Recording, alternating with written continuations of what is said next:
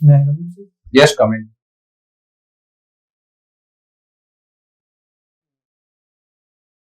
बैठिए।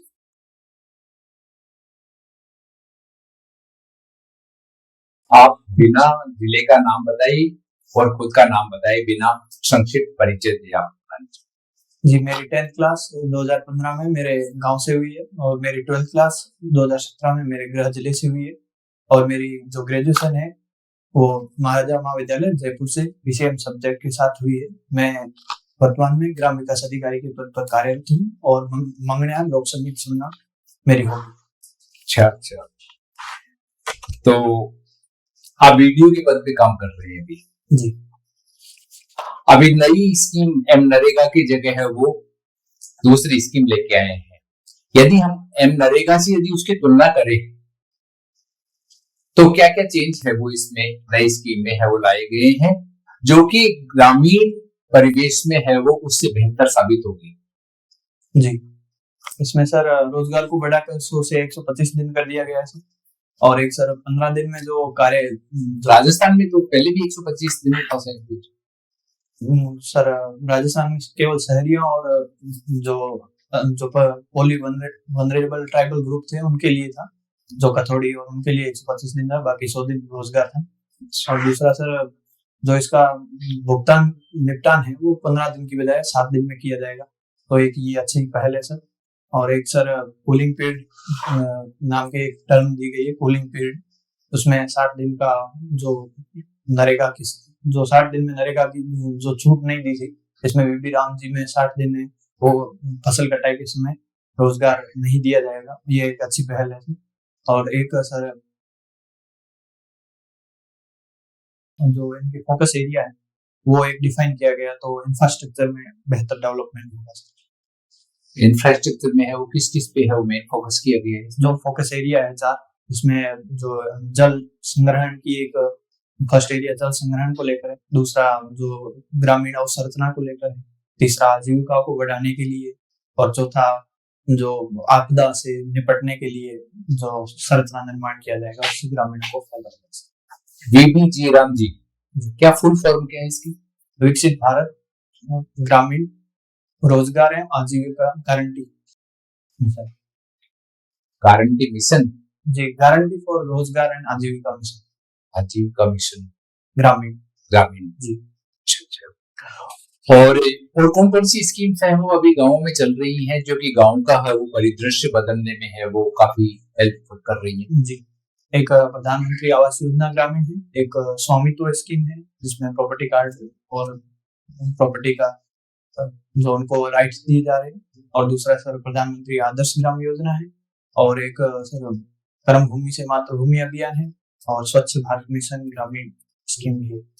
अभी ये जो राइजिंग राजस्थान हुआ था लास्ट ईयर है वो उसके कुछ डेटा आए हैं, कुछ सेक्टर्स में है वो बिल्कुल भी है वो जो एमओयू हुए थे वो धरातल पे नहीं आए, और कुछ सेक्टर्स में है वो काफी अच्छा है वो काम हुआ है।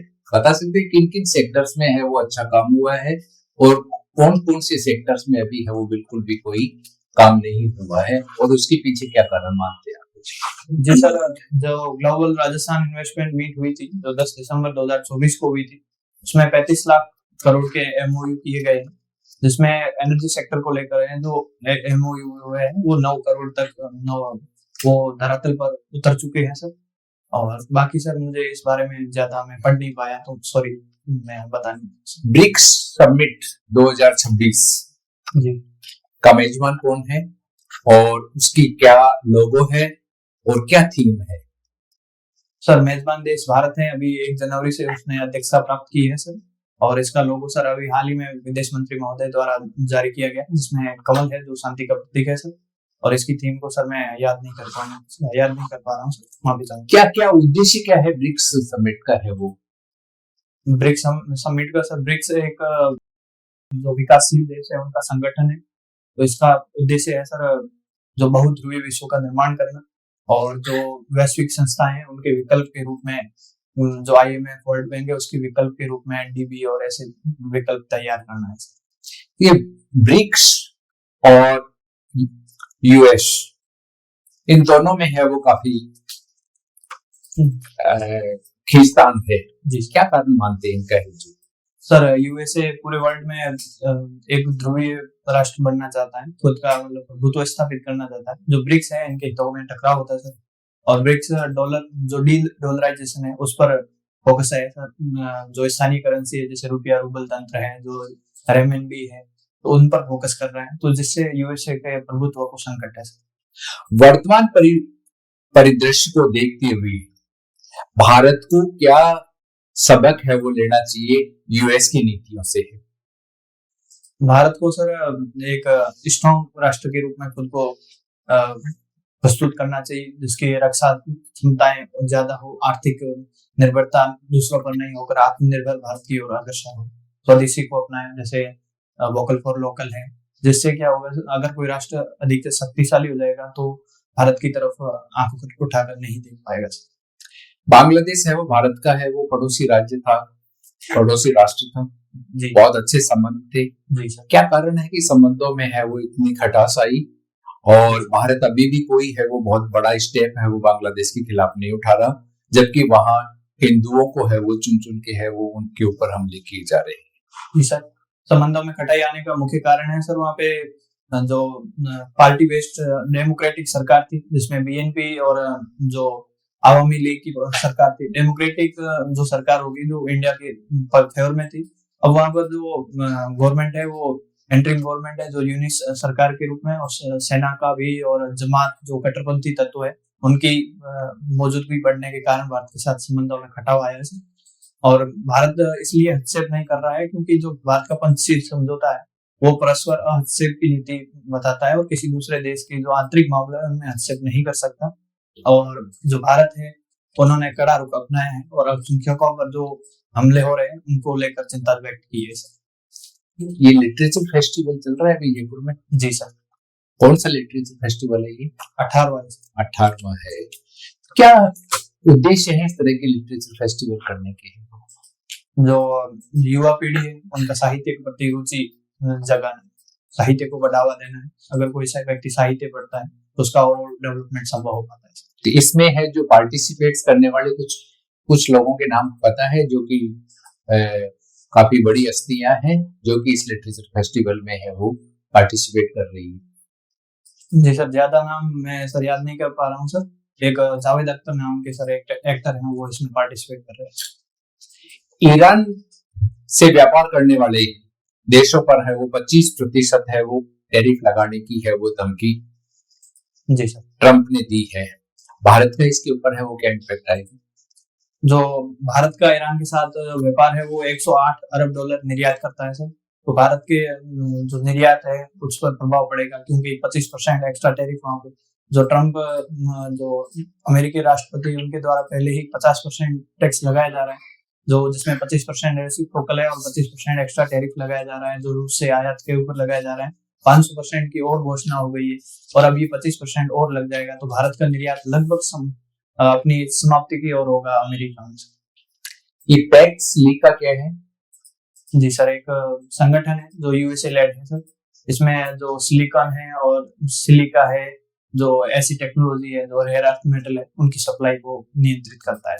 इसमें भारत को भी है वो शामिल किया जा रहा है? जी सर। क्या कारण बताया भारत को शामिल करने का है वो?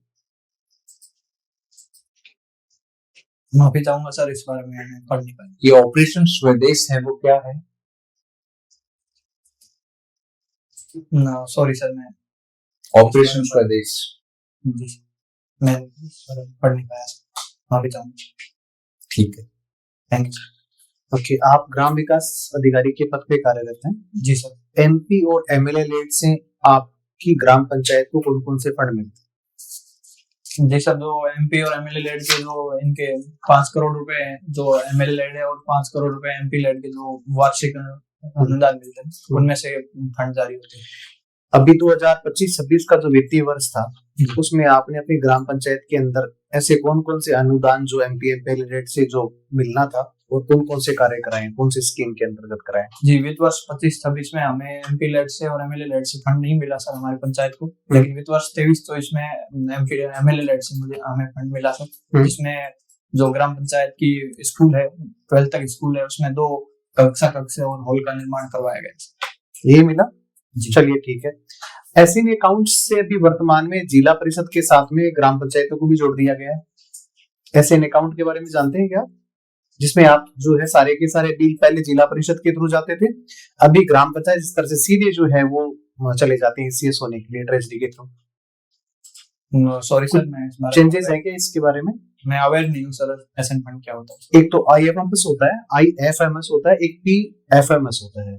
कुछ पोर्टल्स के बारे में पता है क्या कि कहाँ से इसका भुगतान किया जाता है? क्योंकि आप तो ग्राम विकास अधिकारी है, वहीं से आप बताएं। जो पीएफएमएस है उससे भुगतान किया जाता है, जो ई ग्राम स्वराज में भुगतान होता है। ठीक है, क्या प्रोसीजर है इसका और कितने दिनों में बिल सबमिट करने के बाद में पैसा जो है वो क्रेडिट हो जाता है?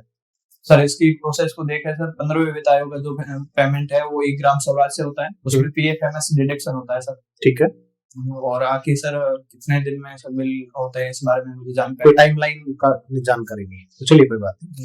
बाड़मेर के अंदर जो है अभी सोलार प्लांट्स लग रहे हैं, आपको लगता नहीं कि इससे पारिस्थितिकी जो असंतुलन है वो भी बिगड़ेगा इससे, और जो क्लाइमेट चेंज है उसके भी दूरगामी विपरीत प्रभाव पड़ सकते हैं इसके?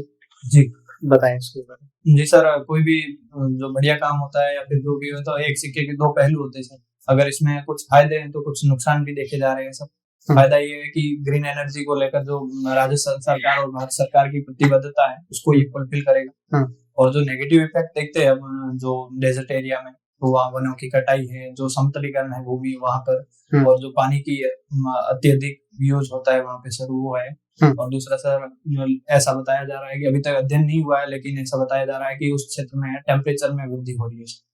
ठीक है जी सर। आप ये बताएं कि जैसे गोडावण जो है वो एक अति दुर्लभ प्रजाति है जी, और अभी जो है वो हाई टेंशन तार जो वहां पे लगे, उसके बाद में जो वहां पे इस प्रकार की चीजें वो होने लगी, इंसिडेंट होने लगे हैं, जी सर। इनके लिए सरकार ने कौन से कदम उठाए हैं?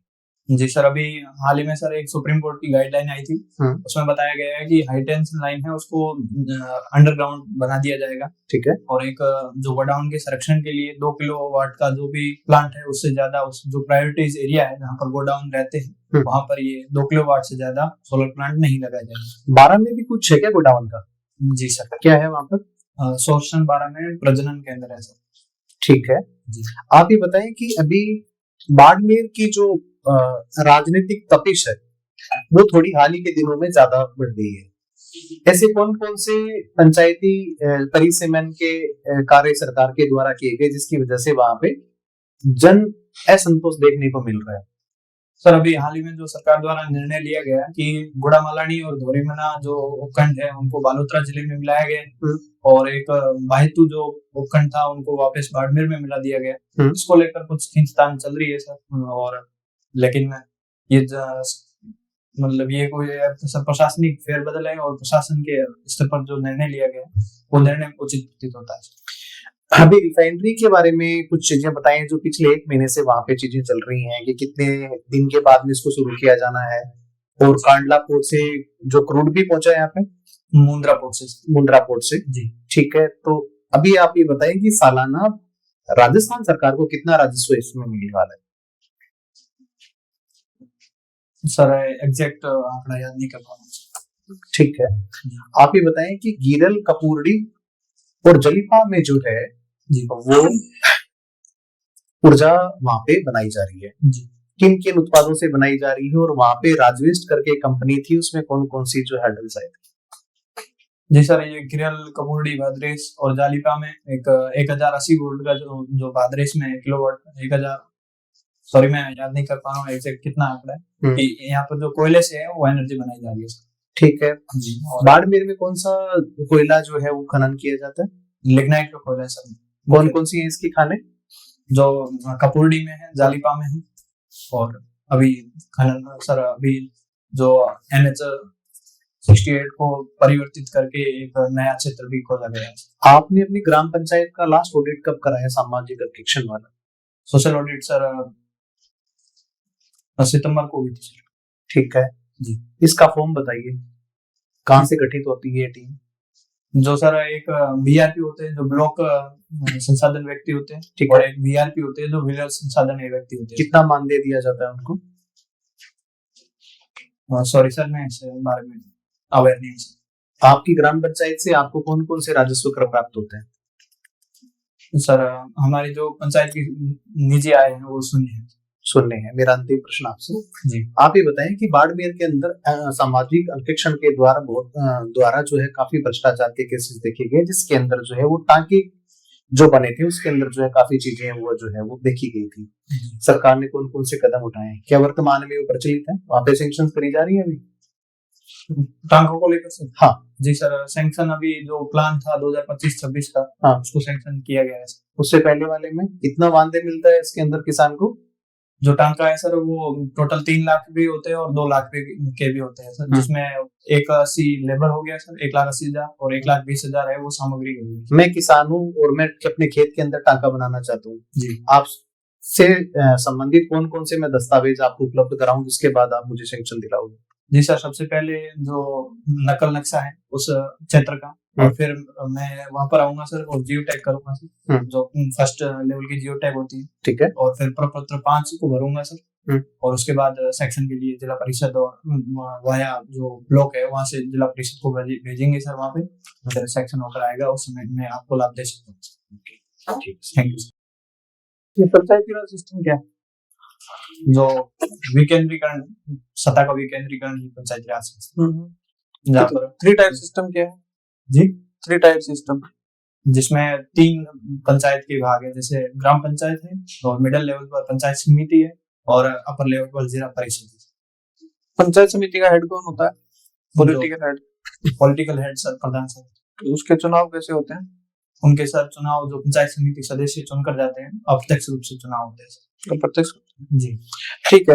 यदि आपको ये कहा जाए कि एक आदर्श ग्राम सभा बनानी है, तो आपका एक्सपीरियंस भी है ग्राम सभा का जी, तो आदर्श ग्राम सभा कैसी हो, जिसमें क्या क्या उसके कैरेक्टरिस्टिक्स अपन देखें जी सर, ये सुविधाएं हैं, ये चीजें वहाँ पे होनी चाहिए। जो ग्राम सभा के लिए सबसे जरूरी चीज है सर, वहाँ पे जो वयस्क मताधिकारी, मतदाता सूची में जितने नाम है वो ग्राम सभा में पार्टिसिपेट करें। जितना अधिक पार्टिसिपेट बढ़ेगा और जितनी अधिक लोगों की भागीदारी बढ़ेगी, वो उतनी ही आदर्श होगी। वहाँ पर जो वाद विवाद होंगे वो खुले मंच पर वाद विवाद होंगे, हर एक योजना की जो संकल्प पास किए जाते हैं उस पर चर्चा होगी, तो एक आदर्श ग्राम सभा ये हो सकती है। ठीक है। एक होती है बाल हितैषी ग्राम सभा। बिल्कुल सर। क्या होती है? जो पंचायत की थीम है एसडीजी जो स्थानीयकरण किया गया, उसमें तीसरा गोल है वो बाल हितैषी पंचायत का है, जिसमें जो बालकों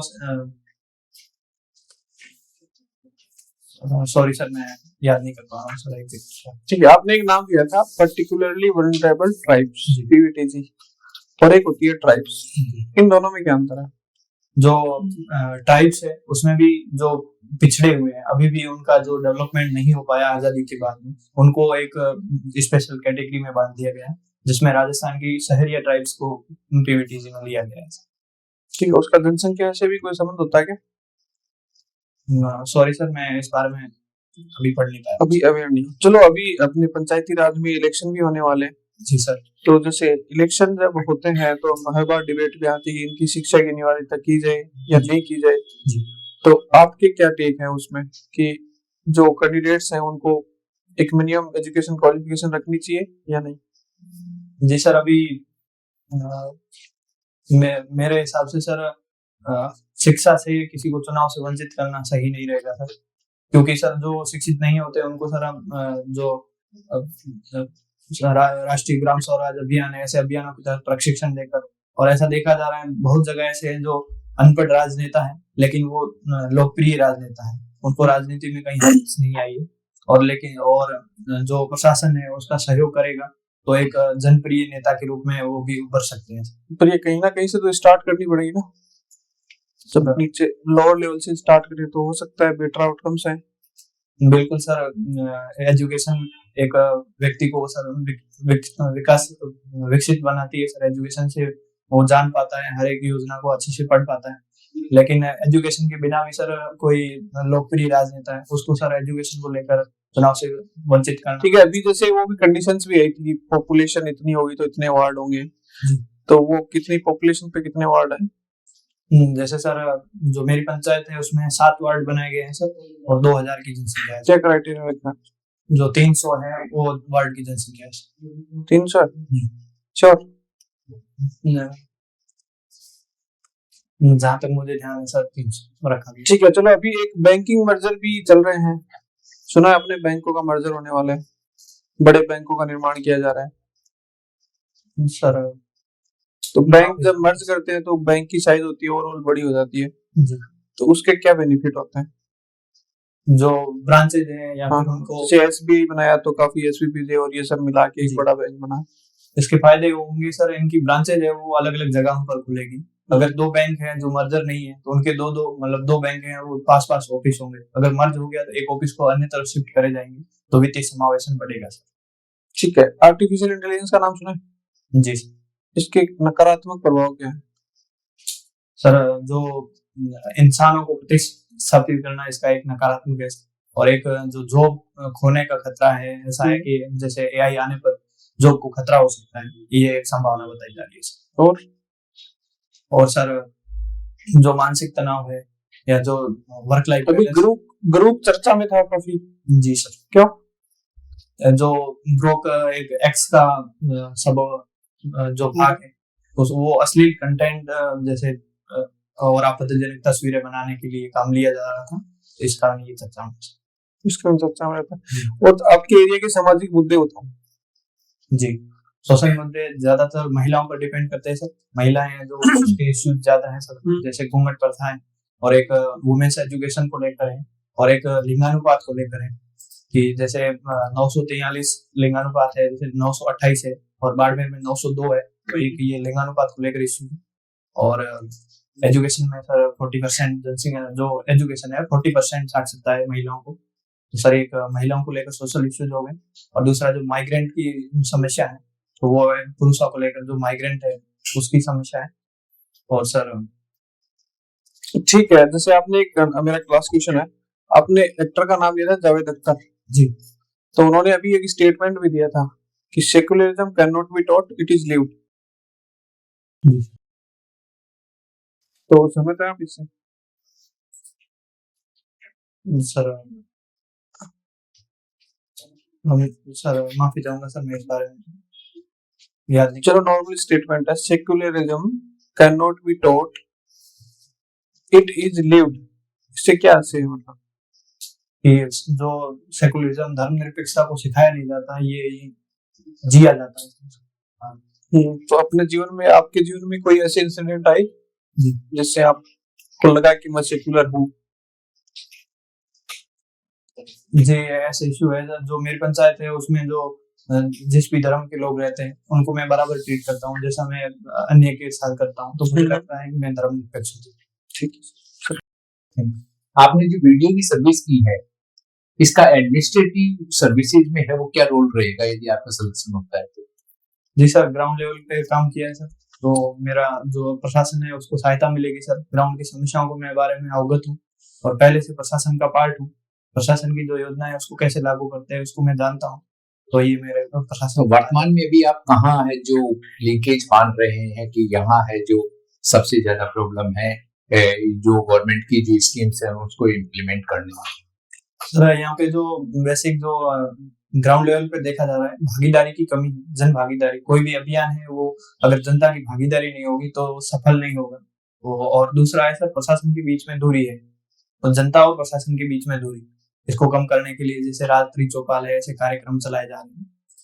जी अच्छा, कौन सी स्कीम आपको है वो सबसे अच्छी लग रही है जिसके माध्यम से वो ग्रामीण विकास है वो ग्रामीण विकास किया जा रहा है अच्छी तरीके से? जी सर, प्रधानमंत्री आवास योजना ग्रामीण है जी, अच्छी है। गांव के लेवल पे है वो क्या समस्या मानते हैं आप, वो सबसे बड़ी समस्या क्या क्या समस्या है आप वो रूरल एरियाज की है वो क्या समस्या है? जो बेसिक इंफ्रास्ट्रक्चर है, हेल्थ को लेकर, एजुकेशन को लेकर, वो कम देखी जा रही है।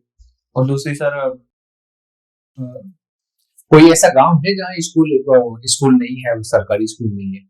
जी सर, ऐसा गांव नहीं है जहाँ सरकारी स्कूल नहीं है, लेकिन जो वहाँ पे टीचर्स की कमी देखी जा रही है। किसी में सर एक टीचर है और 5 क्लास है या 8 क्लास चल रही है, तो ये एक समस्या देखी जा रही है। नहीं तो कहीं ऐसी भी सिचुएशन है कि कहाँ एक भी स्टूडेंट नहीं है, 2 टीचर है वहाँ पे? वहाँ सर स्कूलों का मर्जर चल रहा है, मर्जर चल रहा है स्कूलों का।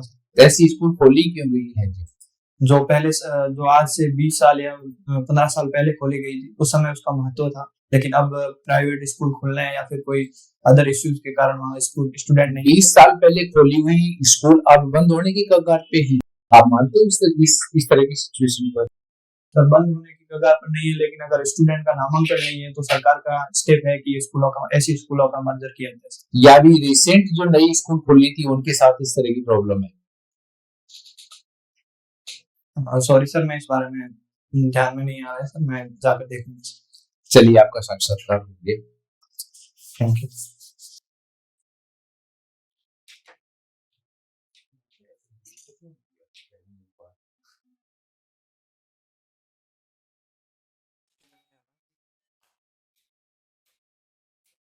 देखो महेंद्र, कि पिछली बार इंटरव्यू दिया था जी, कितने मार्क्स आए थे?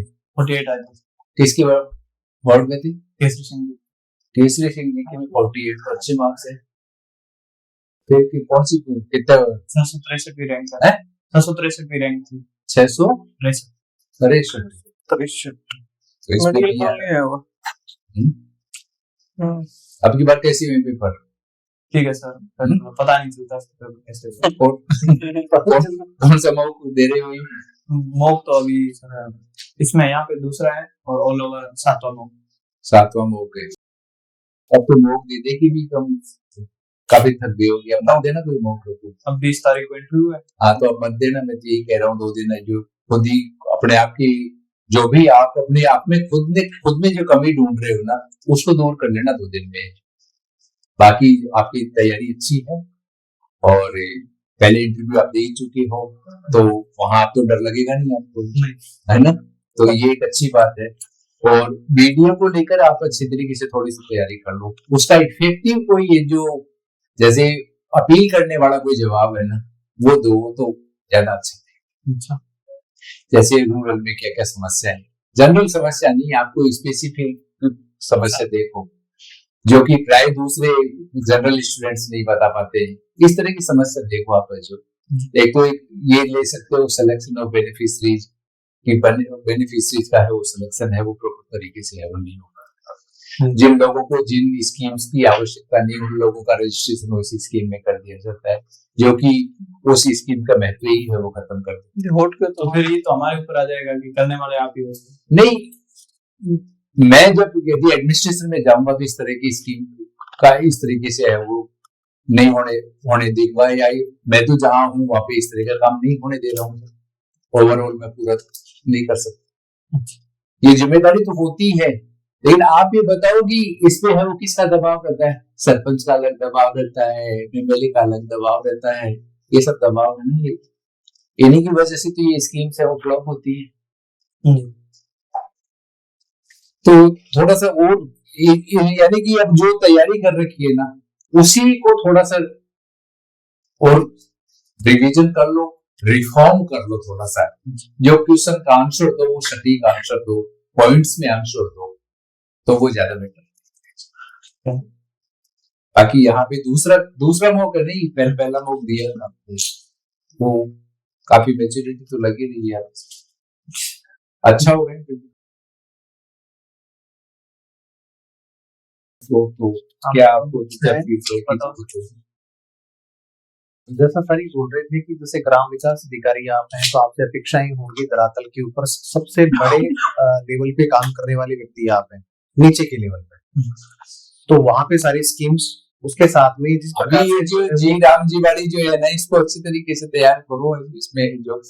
इसमें फाइनेंशियल बर्डन की बात कर रहे हैं कि गवर्नमेंट स्टेट पे है वो फाइनेंशियल बर्डन आएगा, फिस्कल फेडरल जो जहाँ विपक्ष की गवर्नमेंट है वो राज्य है वो इसका विरोध कर रहे हैं,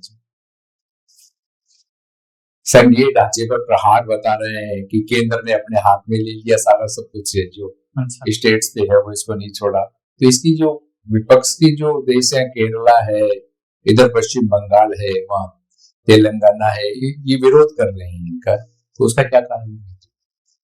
तो इसको थोड़ा सा अच्छी तरीके से तैयार करो, क्योंकि आपको इम्प्लीमेंट करनी है इसको। और एम नरेगा का नाम चेंज किया है, तो यहाँ पे भी है वो आंदोलन चला रहे हैं। तो आपसे पूछ सकते हैं कि क्या एम नरेगा का नाम चेंज करना है, वो आप जो उसको उपयुक्त मानते हैं, तो आपको इसमें है वो गवर्नमेंट की क्रिटिसाइज नहीं करनी सही। और आपको यही बताना है कि स्कीम में चेंज किया है तो इसका नाम भी चेंज किया जाना है वो उचित है। ठीक है मैडम, है ना, अपेक्षा रहेगी आपसे, पर ठीक है कि आपका नहीं, अच्छा communication is quite good, अच्छा ठीक है। होगा, अच्छा होगा, opportunities ठीक है, अच्छा है। संभाल हो गया। केसरी सिंह से 48 मार्क्स ले लिए और क्या है, बस 30 नंबर देता है। रिटर्न में कम रह गए थोड़े, 275 से